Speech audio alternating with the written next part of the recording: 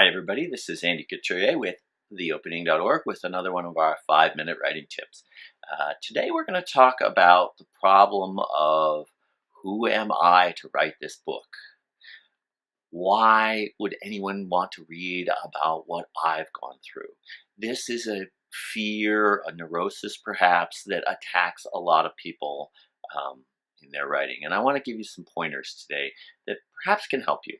I'm here at my writing retreat, a little cabin in the mountains, and I've gotten a lot of writing done. And I want to say the key idea for today is it's not about you. I know, he became a famous bestseller, or this person sold 1 million copies, or that person won the Pulitzer Prize, that person, that one genius, that we hear this kind of thing all the time. And the problem is that we internalize it and then we say, who am I to write a book at all? There are so many books. Who cares about what I have to say? Now, this actually is something that attacks different people differently.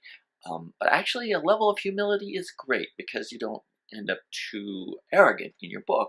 Yet at the same time, something is trying to come through you.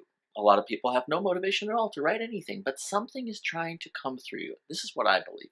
And so for my books, I've always tried to say, and here's the key idea, what is the gift that I could give to other people? What is the thing that I know about through circumstances of my birth or where I've been able to live or the privileges that I've had that I can offer to others to make hopefully the world a better place, or at least a few people's lives better. My first book was a published book was a writing book. How can you writing open the mind? And I wanted to give to people. So when I was worried about is it going to be a good book or not, I just tried to focus on what can I give to people who I know are suffering around their writing. My second book, A Different Kind of Luxury, it's about slowing down and having a richer life with less striving for money and having a lot more time in interactions and interviews and encounters with people who are living that way. I got a chance to meet these people. I learned Japanese living over there, and not everybody can live in Japan. Not everybody can speak Japanese.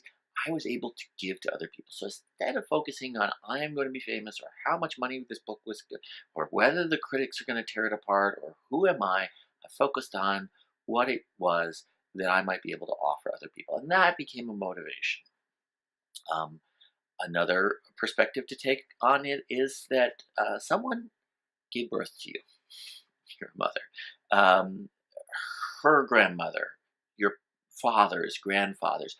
All of these people wanted you to have a better life, perhaps, than they had.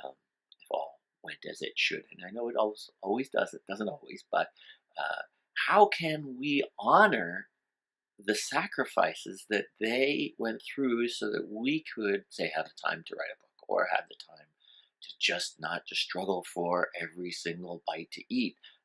So if you are in a situation, try a situation in which you can write a book, you have time to write a book. See if you can think back to all the people, your teachers, the people who cared for you, your friends, all of the people that have helped you, and say, can I take this gift and move it forward into the next generation? Because otherwise, the bad stuff, whatever you believe that to be, whatever it's commercialism or aggression or war or whatever it is, ends up coming in front, and we have to put forth good messages to try to lift people up, and books are one way to do it. Okay, the last thing I want to talk about is it may seem a little mystical, but translate it whatever way that makes sense to you.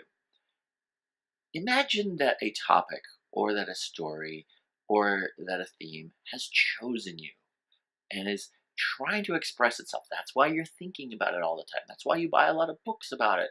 That's why you care about it, is because something is moving in you. And I want you to consider bowing down to that, bowing down, being humble and saying, how can I be of service to whatever this impulse or whatever's behind this impulse, whatever this feeling is, and and give some care and love to it.